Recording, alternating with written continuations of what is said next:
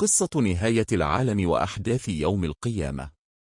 في ذلك اليوم العظيم، اليوم الذي وعد به الخلائق كلهم، تبدأ ملامح الكون في الانهيار شيئا فشيئا. فالشمس التي كانت تنير الأرض بنورها تكور، فيغيب ضياؤها ويعم الظلام، والنجوم التي طالما كانت زينة للسماء تتساقط كأنها مصابيح انطفأت إلى غير رجعة، والجبال الراسيات التي كانت أوتادا للأرض تنسف وتسير حتى تصبح هباء منثورا، والبحار تتفجر فتختلط مياهها وتلتهب نارا عظيمة. الإنسان عندها يقف مذهولا، لا يجد مأمنا ولا ملجأ.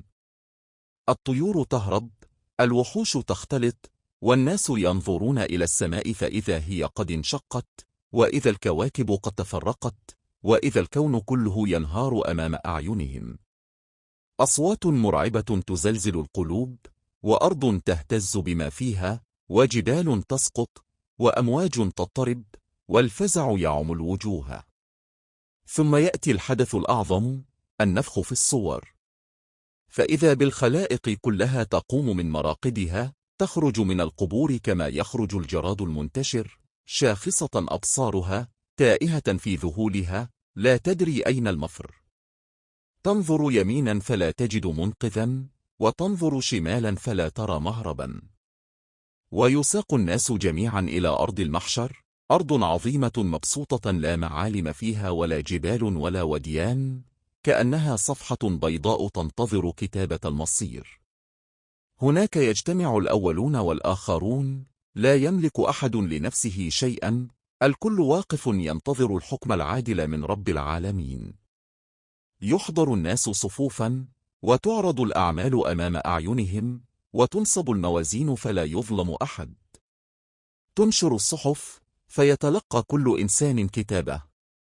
فمن أعطي كتابه بيمينه يتهلل فرحا ويصيح: هاؤم اقرأوا كتابيه، إني ظننت أني ملاق حسابيه، فيكون في نعيم مقيم. وأما من أوتي كتابه بشماله أو من وراء ظهره، فينادي بالويل والثبور ويقول: يا ليتني لم أوت كتابيه، ولم أدر ما حسابيه، يا ليتها كانت القاضية. وتبرز الجحيم للغاوين، فإذا هي نار تتلظى، وقودها الناس والحجارة، تلتقط المجرمين فيقيدون بالسلاسل والأغلال، ويسحبون على وجوههم إلى عذاب مقيم، لا يذوقون فيه بردا ولا شرابا إلا حميما وغساقا. وجوههم مظلمة، وقلوبهم واجفة، وندمهم لا يجدي شيئا. وفي المقابل، يقرب المتقون إلى جنات النعيم، إلى ظلال وارفة وعيون جارية، إلى مقاعد صدق عند مليك مقتدر. وجوههم مشرقة، وقلوبهم مطمئنة، ينادون بالسلام من رب رحيم، ويقال لهم: ادخلوا الجنة بما كنتم تعملون.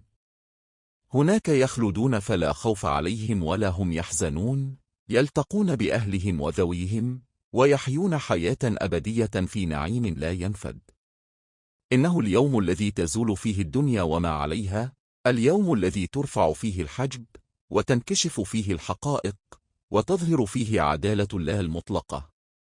يوم لا ينفع فيه مال ولا بنون إلا من أتى الله بقلب سليم، يوم تتجلى فيه عظمة الخالق، وتبطل فيه قوة البشر وزخارف الدنيا، ولا يبقى إلا وجه الله ذي الجلال والإكرام.